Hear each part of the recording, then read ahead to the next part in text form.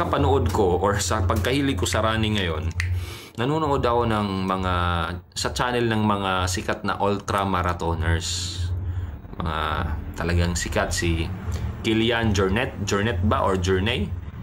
Nakita ko rin sa channel or nakita ko rin yung isang documentary ni Hans Troyer, The Kid. Tapos si David Roche o Roche. I don't know kung tama ba yung pronunciation ko. Basta si David. Ang tumatak sa akin itong dalawa, si Hans saka si David. Kasi si Hans, nakita ko meron siyang video last year na tumakbo siya ng ultramarathon. I don't know, nakalimutan ko kung anong lugar yon, saka ilang kilometro, ilang miles kasi sa US. Pero yung naging problema sa kanya is, yes, natapos niya yung laro na yon, yung ultramarathon na yon, pero na-hospital siya. Almost, or ikamatay, or maring pwede niyang ikamatay yon kasi nagkaroon siya ng tinatawag na rhabdomyolysis. Nagkaroon na, or sa sobrang intense ng tinatakbo niya or ginagawa niyang exercise, sabihin na natin activity, nagkaroon ng muscle breakdown, tapos dehydrated pa siya, kulang siya sa hydration and electrolytes. Yung breakdown ng kanyang mga kalamnan sa sobrang intense, yung toxic substances pumunta sa dugo niya. Tapos yung toxic substances na yon, mahihirapan yung kidney mo to filter it out. So, ang kidney mo yung maaapektuhan. So, nagkaroon siya ng kidney failure, acute kidney failure. So, yun nga, na-hospital siya. I think siguro mga mahigit 1 week din siyang na-hospital. So, yun yung naging problema sa kanya. Although natapos niya yung takbo niya, yung ultra na yon, pero na-hospital siya. Pero alam niya sa sarili niya na meron ng problema, pero mentally tough siya na tao. Andun yung toughness ng kanyang utak. Kaya natapos niya yon. Pero yun nga, physically, nagkaroon siya ng problema. Now, ito namang si David, nakita ko lang ngayong araw, yung yung Western States 100 miles, around 160 kilometers yon. Yung takbo niya, hindi niya natapos. Kabaliktaran naman yung nangyari sa kanya. Kumbaga, physically conditioned siya, pero yung utak naman niya yung naging problema. Sabi niya, the athlete in me is physically there. Andun pa. Pero yung human side niya, yung mental side niya, wants something else. Kasi nakita ng doktor na nag-assess sa kanya, ay around 62 miles yata, kung di ako nagkakamali, nagpapanik na. Meron ng anxiety sa kanya. Kasi around 32 miles pa lang, nagkaroon siya ng bali sinuka niya yung gel yata.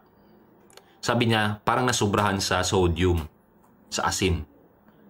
So instead na inumin niya kasi sinusuka niya, hindi, or pinospone muna niya, binigyan niya muna ng iilang minuto or oras yata bago niya inumin ulit. Naging okay naman, pero at around 50 miles, nagkaroon siya ng blurry vision. So medyo andun na sa isip niya, sinasabi ng isip niya na baka madisgrasya ako dito.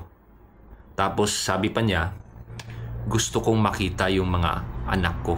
I want to see my kids. Itong running kasi, physically demanding siya. Mari natin, yun nga, yung sinabi ko, magkaroon tayo ng rhabdomyolysis or rhabdo in short. Pwede nating magkaroon tayo ng cardiac arrest. Mga iilan lang yan sa mga potential na risk sa running. So imagine, 100 miles yung tinatakbo nila.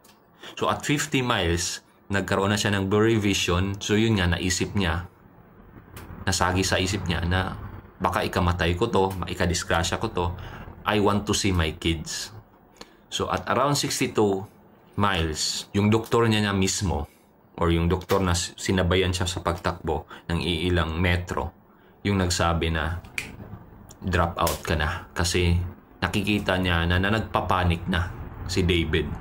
Yung mental side niya, yung hindi prepared. Sabi niya, I was physically prepared. Kasi initially, nandun siya sa mga na-top around 3rd yata siya. Tapos nag-drop siya to 4th to 5th.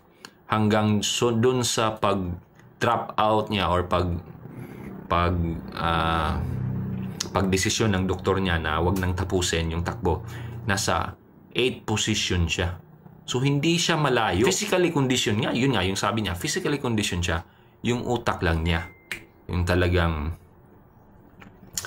nangunguna yung takot. Kumbaga, andun yes, real yung nagkakaroon na siya ng blurry vision. Pero, hinahabol naman nila pagdating sa nutrition, intake niya. Pero yun nga, sabi niya, physical side na train niya, yung mental side, hindi. Anyway, gusto ko lang sabihin or ang punto ko lang dito sa video na to is, basically, ang running is hindi basta-basta. May mga iilan sa inyo na gustong sumali sa mga talagang napakalayong mga takbo. Isipin nyo muna kung physically fit ba kayo. And yun nga yung sinabi ko sa video ko dati. Running is mental also. Or sinabi ko nga, more mental than it is physical. Pero hindi ko sinasabing wag kayong mag-train physically.